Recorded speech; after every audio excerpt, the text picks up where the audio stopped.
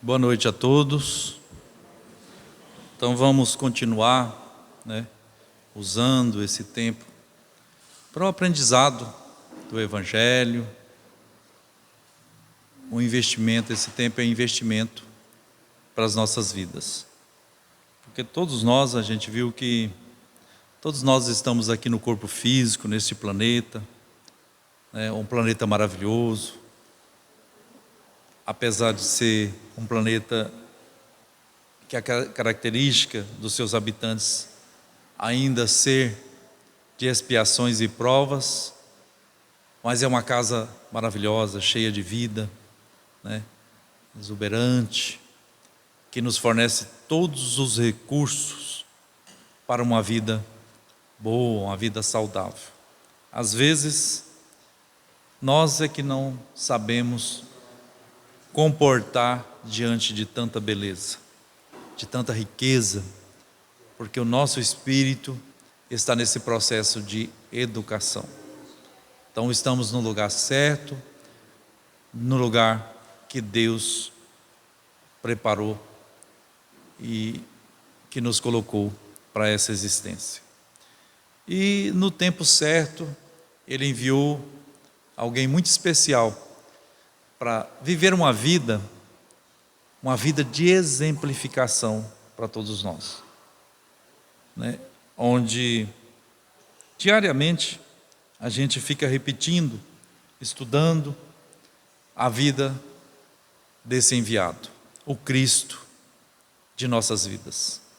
Jesus encarnou na terra como Jesus, este homem que dividiu a história pela sua vida e que nos legou toda a experiência para que nos facilitasse o caminhar da nossa existência. E mais uma vez,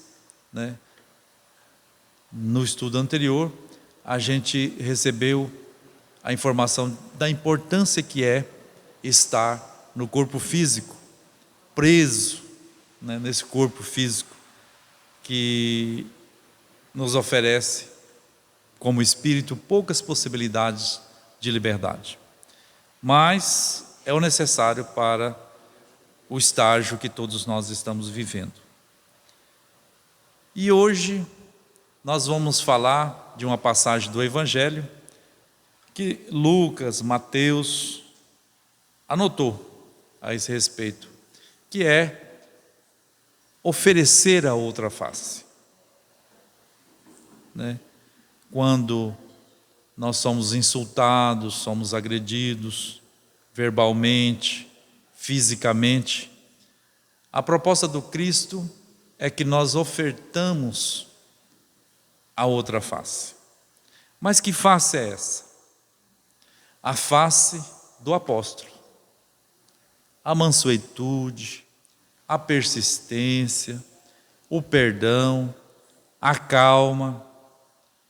Porque a outra, que é agredida sempre, a face da cólera, da imperfeição. Quando alguém ataca essa face, nós imediatamente queremos revidar, Mas Jesus recomenda que nós, em vez de revidar, nós ofertamos a outra face. Mas e aí, como a gente oferta algo que a gente ainda não tem? Eu, particularmente, ainda não tenho disponível na minha memória espiritual toda essa outra face.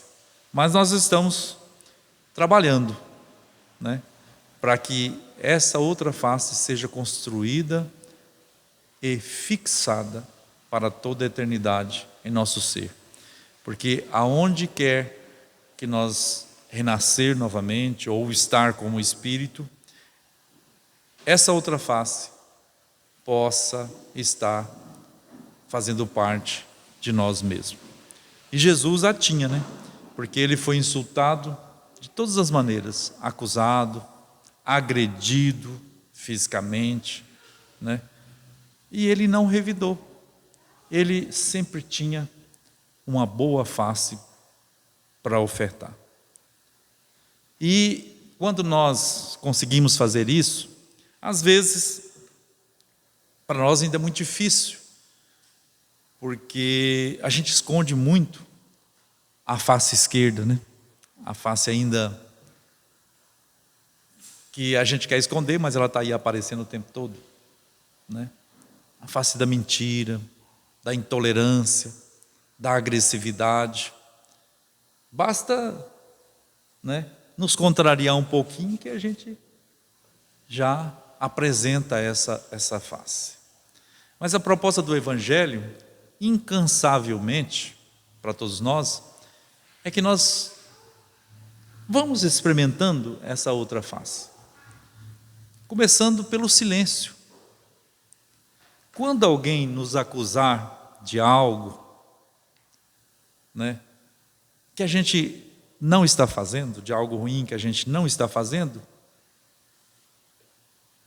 em vez da gente fazer o que a gente faz, procurar justiça, processar, pedir indenização, ir para as redes sociais e colocar aquilo, espalhar aquilo, a gente começar pelo silêncio. Porque todo caminho a ser percorrido, ele começa com o primeiro passo. Até aquelas mais velozes, né? Até o Bolt lá, para ele vencer uma corrida daquelas dele lá, ele tem que dar o primeiro passo. E para a construção das virtudes que o Evangelho nos oferece, para as nossas vidas, tem um começo. Porque a gente vem perambulando, entrando na vida física, saindo da vida física, há milênios de anos, se não milhões de anos.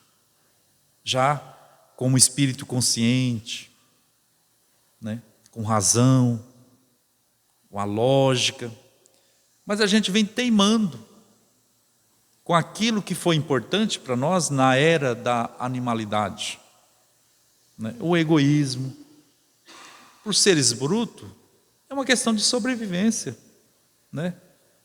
Ele pegar a melhor caça e ele comer, devorar aquela sua conquista sozinho, para ele ficar robusto, forte, para a perpetuação da espécie e tudo mais.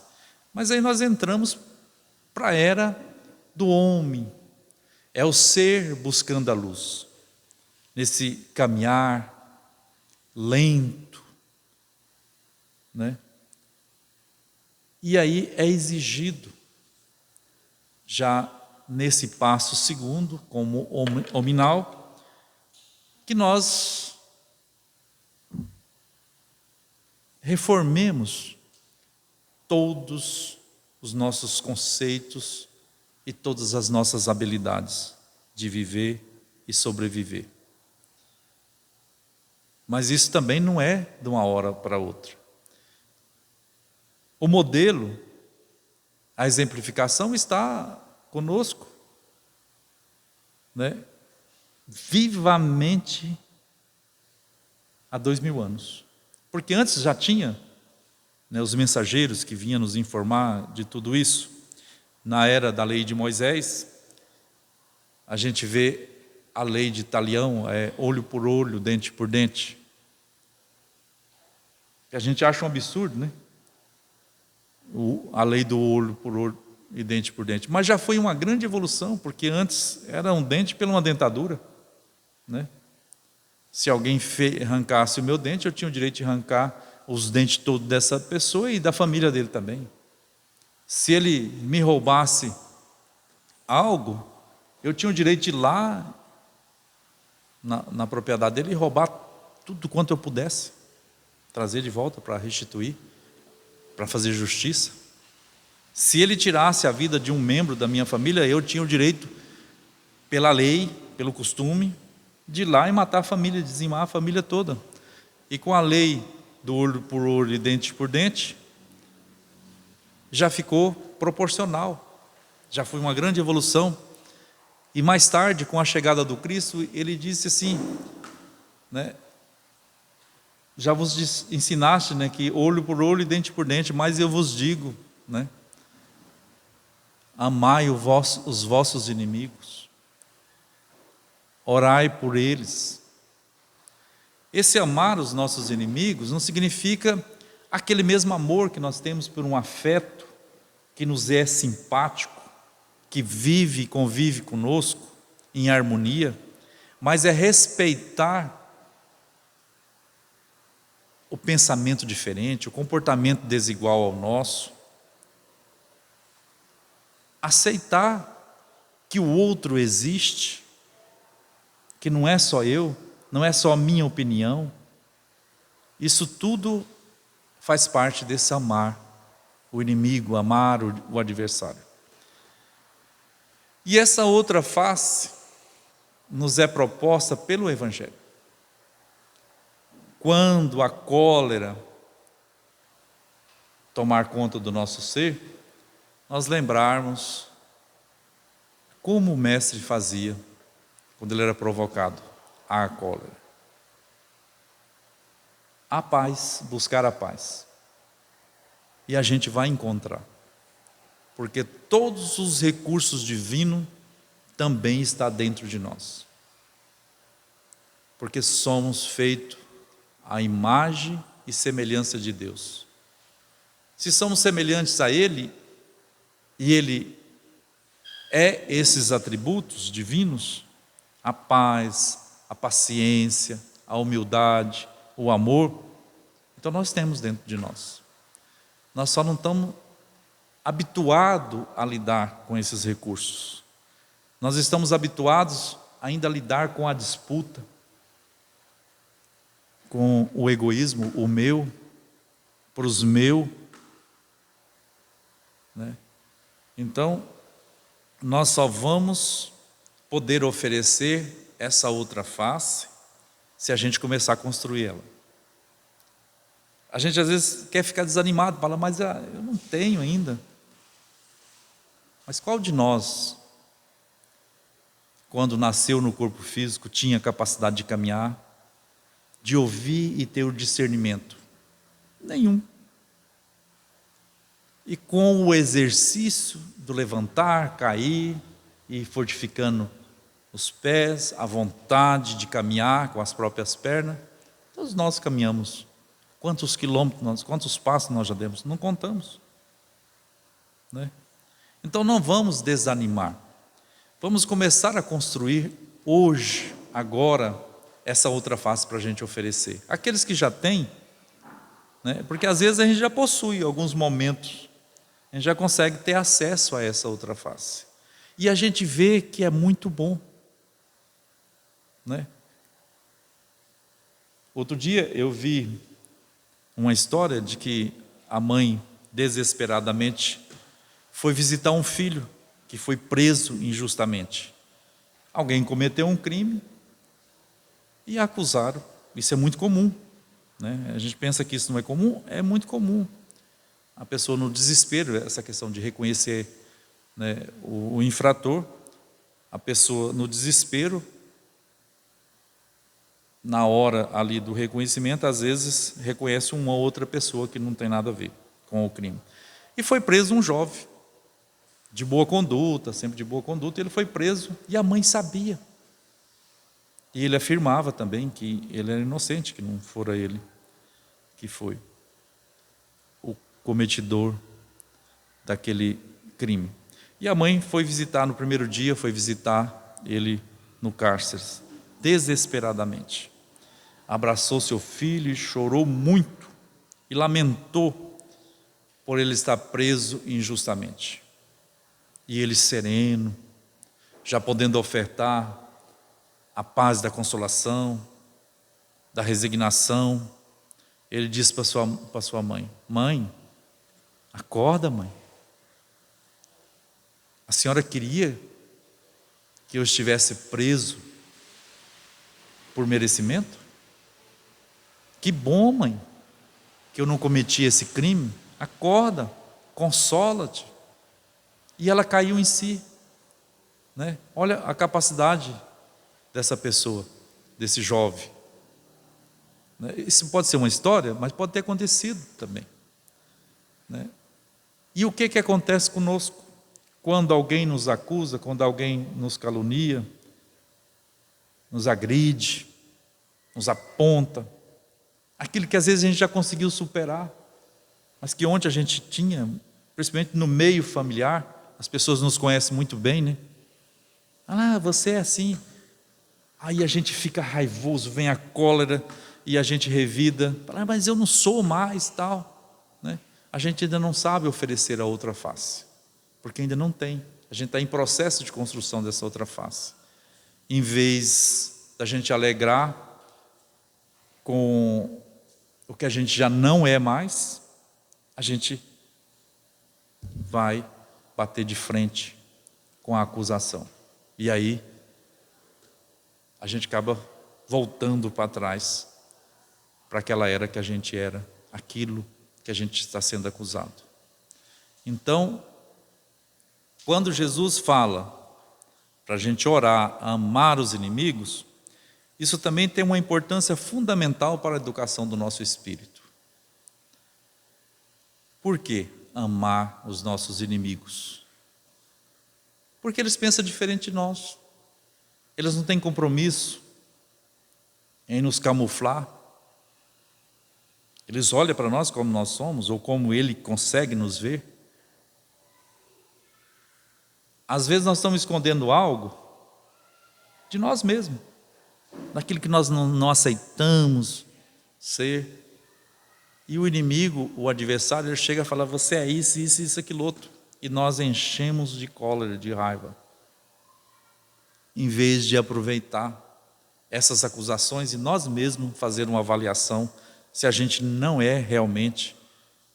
está realmente naquela posição que nós estamos sendo acusados. Então, por isso que o inimigo é muito importante para aqueles que querem reformar verdadeiramente o seu íntimo. Então, nós vamos ler aqui algumas recomendações que Jesus fez e que Mateus anotou no capítulo 5. Nós vamos ler do versículo 38 ao 48. Jesus estava ali junto com seus discípulos e ele ia passando as recomendações para nós. Ouvistes que foi dito, olho por olho e dente por dente. Eu, porém, vos digo que não resistais ao mal. Mas, se qualquer te bater na face direita, oferece-lhe também a outra. E ao que quiser pleitear contigo e tirar-te o vestido, larga-lhe também a capa. E se qualquer te obrigar a caminhar 1 milha, vá com ele 2. Dá a quem te pedir, e não te desvies daquele que quiser que lhe emprestes. Ouvistes que foi dito, amarás o teu próximo e aborrecerás o teu inimigo. Eu, porém, vos digo, amai a vossos inimigos, bendizei os que vos maldizem, fazei bem aos que vos odeiam e orai pelos que vos maltratam e vos perseguem, para que sejais filhos do vosso Pai que estás no céu, porque faz que o seu sol se levante sobre maus e bons, e a chuva desça sobre justos e injustos. Pois, se amardes os que vos amam, que galardão havereis? Não faz os publicanos também o mesmo? E se saudardes unicamente os vossos irmãos, que fazeis demais?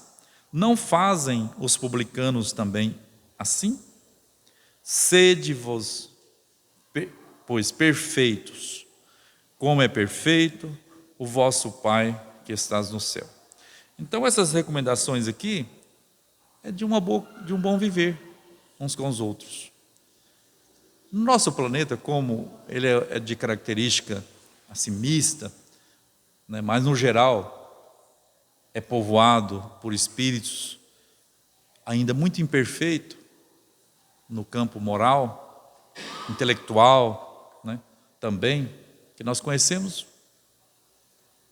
pouquíssimo. Temos capacidade de armazenar, de enxergar, de perceber poucas coisas ainda, né? Mas é a nossa natureza ainda. E aqui é colocado, né, espíritos já mais ou menos, medianos, espíritos muito ruins, para que esse convívio uns com os outros vai mudando as características desses espíritos. Por isso que hoje nem tanto, que as famílias são pequenas, os pais estão recebendo 1, 2 filhos, 3 no máximo, mas há 40, 50 anos atrás, nascia ali 10, 12, 15 filhos numa mesma família, e nascia ali espíritos muito parecidos uns com os outros, do campo moral, né? E outros bem diferentes, dando às vezes mais trabalho aos pais, aos educadores, aos irmãos que auxiliavam seus pais. Isso para que aqueles que estão mais atrasados aprendam com aqueles que estão mais avançados. Olha a dinâmica divina, né? Não é assim também nas escolas, né? Não tem o professor ali que sabe mais de matemática, de português, ensinando aqueles que não sabem quase nada ou bem pouco. Na vida profissional, no cotidiano, também não é assim. Então, no seio familiar também, às vezes nasce um só, às vezes o casal está vivendo uma harmonia danada, nasce um filho e desconjuntura tudo. É um espírito que precisa desse ambiente para ele avançar. E também, esse casal que recebe esse filho com dificuldade, tem a necessidade da prova, de provar os seus aprendizados, de fortalecer, de fixar no seu espírito a paciência, a tolerância, porque ele vai estar lidando com afetividade, né? No mundo espiritual foi feito esse convite, esse compromisso, e esse casal aceitou. Ou outras vezes é diferente, o casal vive num atrito, de repente nasce um serzinho, como nós estamos vendo ali no colo da mãe, parece que tão frágil, tão pequeno, mas ele harmoniza, a sua presença harmoniza esse casal a ponto de estabelecer uma segurança no relacionamento, sem nenhuma palavra, só com o convívio e com a vivência, porque é o amor que está chegando para harmonizar, porque o Evangelho é o amor. Esses modelos de vida aqui, se a gente colocar essas recomendações que Jesus faz aqui para nós, se a gente colocar em prática, a gente vai viver numa paz danada, a gente não vai perder nenhuma noite de sono, a gente não vai ficar pensando naquela pessoa que nos maltratou, até pegar no sono e continuar tendo pesadelo, noite afora. É bom para nós, é bom para a nossa vida, e isso vai contagiando, vai expandindo.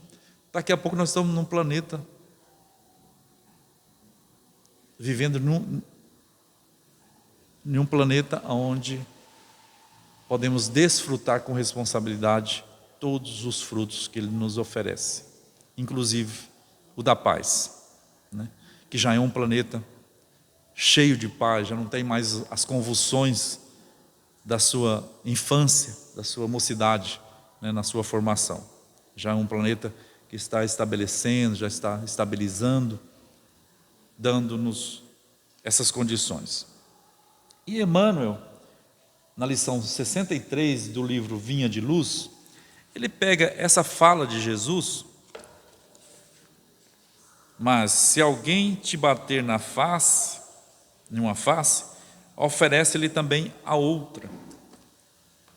Ele pega esse versículo e dá o título de atritos físicos, porque nós falamos aqui dos atritos os atritos morais, Agora vamos ver o que o benfeitor nos propõe a respeito dos atritos físicos. Diz ele: alguns humoristas pretendem descobrir na advertência do mestre uma exortação à covardia, sem noção do respeito próprio. Então ele está dizendo aqui que, se a gente olhar unicamente pela letra, pela proposta da letra, a gente vai ver que é um convite realmente à covardia. Se alguém me der uma bufetada, eu vou oferecer a outra. Não tem lógica, né? Não faz sentido isso. Cristo não ia nos ofertar isso. O parecer de Jesus, no entanto, não obedece apenas aos ditames do amor, essência fundamental do seu evangelho. É igualmente uma peça de bom senso e lógica rigorosa. Se eu chego em qualquer um de vocês encolarizado, ofendendo, e vocês vêm de encontro, vai virar uma guerra, né? E se você conseguir silenciar, né, esperar que eu derrame todo aquele fel aos ventos, vai me desarmar. Eu não vou ter motivo mais para prosseguir com essa coisa. Então, é uma questão de bom senso, porque eu chego e deparo com uma outra face, não é aquela que eu estava criando em mim. Quando um homem investe contra outro, utilizando a força física, os recursos espirituais de qualquer espécie já foram momentaneamente obliterados no atacante, né? Então, toda aquela força da raiva, da cólera, já está naquele indivíduo que está atacando. O murro da cólera somente surge quando a razão foi afastada. E sobrevindo semelhante problema, somente a calma do adversário consegue atenuar os desequilíbrios procedentes da ausência de controle. Então a pessoa está toda descontrolada, vem para cima da gente e a calma consegue atenuar esse desequilíbrio. A gente acalmar, às vezes, em certas ocasiões, não dizer nada, só manter a calma e o controle. O homem do campo sabe que o animal enfurecido não regressa à naturalidade se tratado com a ira que o possui. Quem mexe com o animal sabe disso. Às vezes você fecha ali um boi ou uma vaca no curral e ele está com medo, está enfurecido por aquela situação, e se você entrar lá dentro também enfurecido, o que pegar o outro primeiro vai levar a pior, né? A abelha não ferretoa o apicultor, amigo da brandura e da serenidade. Então, se eu chegar lá, né, na moradia da abelha, derrubando a árvore, né, abrindo a sua moradia ali, é como alguém chegar na nossa própria casa fazendo isso, né? A gente vai revidar. O único recurso para conter um homem desvairado, compelindo-o a reajustar-se dignamente, é conservar-se o contendor ou os circunstantes em posição normal, sem cair no mesmo nível de inferioridade. Então, aquilo que a gente já comentou, a gente não entrar, né, no mesmo nível de desequilíbrio. E nesses dias de disputas eleitorais, né, dessa polarização de dois lados, a gente está vendo muito isso aí, mortes acontecendo, né, por causa dessa cólera, da gente receber aquilo que o outro está propondo, em vez da gente não receber, deixar com ele, mas e a gente manter em paz, né, defendendo as nossas posições, os nossos direitos, nem sempre com palavras, mas com atitudes, mas deixando que o outro fique com aquilo que lhe é devido. A recomendação de Jesus abre-nos abençoado avanço.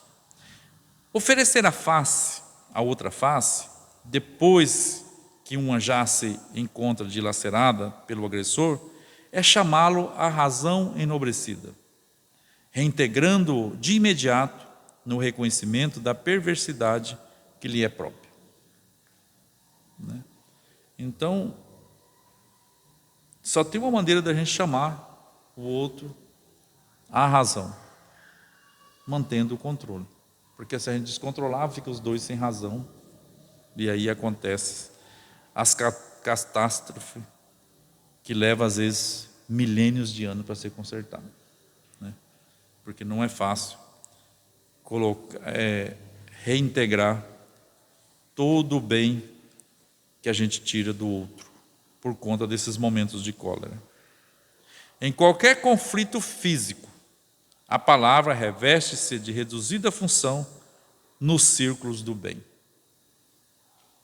Então, veja bem. Outro dia eu estava vendo um vídeo, uma pessoa totalmente descontrolada na fila de um aeroporto por conta de um atraso. E aí o trabalhador ali, o atendente da companhia, tentava explicar de todas as maneiras as condições pelo qual foi atrasado o voo. E essa pessoa não conseguia escutar ou cair em si, porque ela queria que fosse do jeito dela. E tinha outros ali também aguardando. E um senhor foi intervir, chamar a atenção daquela pessoa que estava descontrolada. Ela não estava descontrolada com o atendente lá, ela estava descontrolada com qualquer um que lhe desagradasse. E aí ela virou a briga para cima daquele que foi interceder, foi chamar ela à razão, com palavras. Recomenda-nos o Evangelho que nessa hora, nós estamos vendo aqui agora, nem sempre com palavras, mas com atitude, uma atitude de oração, de um desejo de pacificação para aquele coração. Essas coisas que a gente estuda, mas não acredita ainda. Na energia espiritual, na energia anímica que nós possuímos, que pode levar à paz ou não, dependendo da direção que o Espírito dá para essa força. E aí ele fez aquilo que não podia fazer, virou um brigueiro só, e aí envolveu outras pessoas, ficou pior para todo mundo. Então a gente vê aqui que em qualquer conflito físico, a palavra reveste-se de reduzida função nos círculos do bem. O gesto é a força que se expressa convenientemente. O gesto, o comportamento nosso diante dessas adversidades é que vai ser a força que se expressará convenientemente em vez da fala. Segundo reconhecemos, portanto, no Conselho do Cristo, não há convite à fraqueza, mas apelo à superioridade que as pessoas vulgares ainda não conhecem. Então, aquele que estuda o Evangelho, aquele que está observando a vida de Jesus, ele já possui recursos, como foi falado no estudo aqui anterior, que aos espíritas, principalmente, que recebeu a chave para o entendimento do Evangelho, que aceita essa chave para esse desvendamento dessas parábolas todas, ele tem recursos suficientemente para começar a colocar isso em prática, começando em casa. Porque cada um é um universo. E a gente está sempre buscando o equilíbrio, mas às vezes a gente está mais para baixo, mais para cima, a gente ainda não consegue viver uma constância, um equilíbrio constante. E por um problema ou outro, um insulto ou outro, às vezes uma pessoa chega em casa mais nervoso, doido para pegar uma pessoa conhecida, íntima, para jogar toda a sua raiva em cima dessa outra. E aí começam os conflitos, né? A ponto de perder o respeito, de perder o amor e de perder a convivência uns com os outros, né? Porque nós não encontramos os nossos pares aqui assim por um acaso. Nós estamos em busca sempre daqueles pares que nós elegemos ou que nós fizemos compromisso ao reencarnar. Cada um de nós é um grande projeto de vida no corpo físico. Ninguém entrou aqui no corpo físico sem estar programado, projetado, delineado as nossas vidas, né? Como a gente vê toda a preparação da encarnação de Jesus, 3.000 anos, 5.000 anos, preparando, mandando mensageiros, preparando a humanidade para receber essa mensagem, esse modelo de vida. Nós também, mesmo com a nossa pequenez diante do grande mestre, também foi nos proposto essa programação. Foi estabelecido essa programação. Cada encarnação, cada existência nossa é uma grande programação, é um grande projeto. Basta nos aproveitar e aproveitar bem, porque dessa vez nós temos a certeza que nós encontramos o Cristo através do Consolador que Ele nos enviou, o Espiritismo. Basta-nos um esforço pequeno e uma persistência constante para a gente domar e transformar essas nossas características antigas, animalescas, e buscar a humanidade, a ser humanos de verdade, como a palavra nos propõe, ser humano. Então, com esses recursos, com esses lembretes, relembretes, nós vamos fechar os nossos olhos, procurar aproximar de Jesus e dizer: Senhor, Mestre de nossas vidas, somos gratos pela insistência e a persistência de nos amar, de nos achar e reachar para a vida. Ajuda-nos, Senhor, a reconhecer-te como modelo de vida para todos nós, a viver-te intensamente, principalmente nesses dias turbulentos que a humanidade está passando. O Senhor confiou na potencialidade de cada um de nós. Ajuda-nos também a confiar em nós mesmos, em confiar em Ti e principalmente no Pai que está em nós. Guarda-nos de todo mal, principalmente desses males que ainda faz parte do nosso currículo, para que nós possamos transformar essas forças em benevolência, paz e perdão. E assim, Senhor, pedimos a Ti, derrama em nossos corações, em nossas mentes, o óleo da coragem e da persistência, para que nós possamos, de mãos dadas, com todos os nossos amigos e benfeitores que nos querem bem, caminhar contigo para Deus nosso Pai. É o desejo do nosso coração, de agora e sempre. Que assim seja.